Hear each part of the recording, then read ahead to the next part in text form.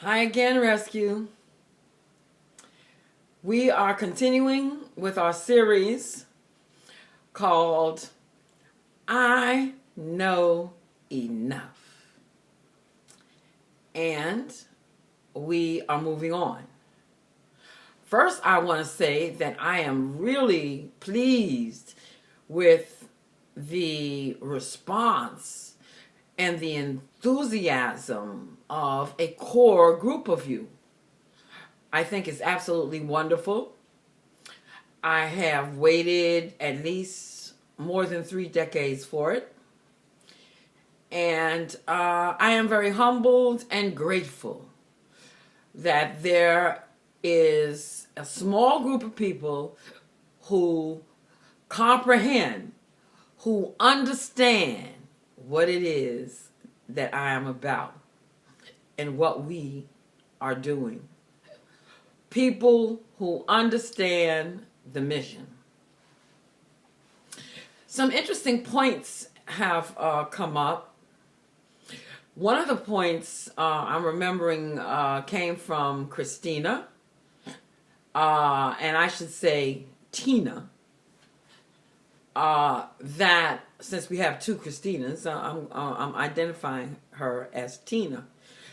Tina made a point, and most that was in her point, I was not in disagreement with.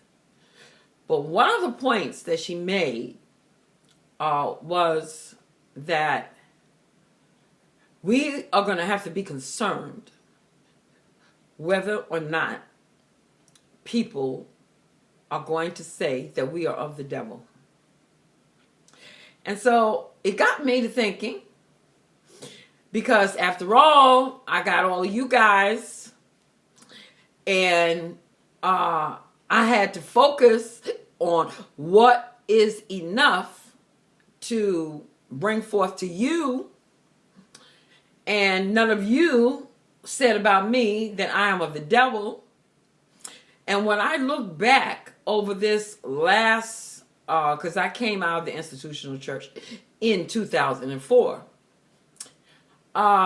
none of my weird ways, as some may have called them in the institutional church, were ever enough to get people to say that I'm of the devil. I think I probably have only heard that one time, and I can't remember who said it, other than it wasn't said to me personally, so it had to be online. So this is not, with all of the so-called outlandish stuff that I've said or taught, nobody has ever said of me that I am of the devil. And I'm not concerned about that, even if they do, because I have a focus. Within my focus, I have no expectation that crowds of people are going to jump on what I'm teaching. And even if they did, it's not going to faze me whether they say I'm of the devil or not. Because I am concentrated on my focus, what my mission is. Gloria asked today, well, what about the, I'm not remembering who she said, but the atheists and the people in other faiths, the people in Islam or Hinduism or whatever, non-Christian people.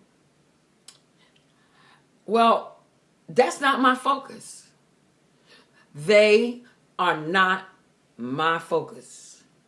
This is a different kind of evangelism that has ever existed since Christianity began, because the focus of this ministry is to find the elect who have been deceived and who have had false conversions. That is our focus. Let me see, I took some notes. So this is not typical evangelism as it is in the IC. Let us go forth and we will save people. This is not the kind of evangelism. This is not the focus. The focus is who is sitting up in the IC or elsewhere, even those who have already left, that this ministry can help. And people who will not be turned off by our message. We are not looking to adjust our message to the people. We are looking for people who are already prepared by the Holy Spirit to receive the message. That's who our focus is. So, within that context, the question becomes, how far do we go? And how do we recognize when someone is ready?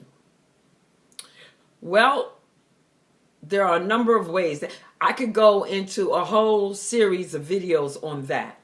But right now, I'm trying to keep it as simple as possible. We're focusing, our primary focus and target are people who have had religion, people who are in the institutional church, people who are church hoppers. They hop because they're looking for something and they haven't been able to find it. So what we do is keep it as simple as possible.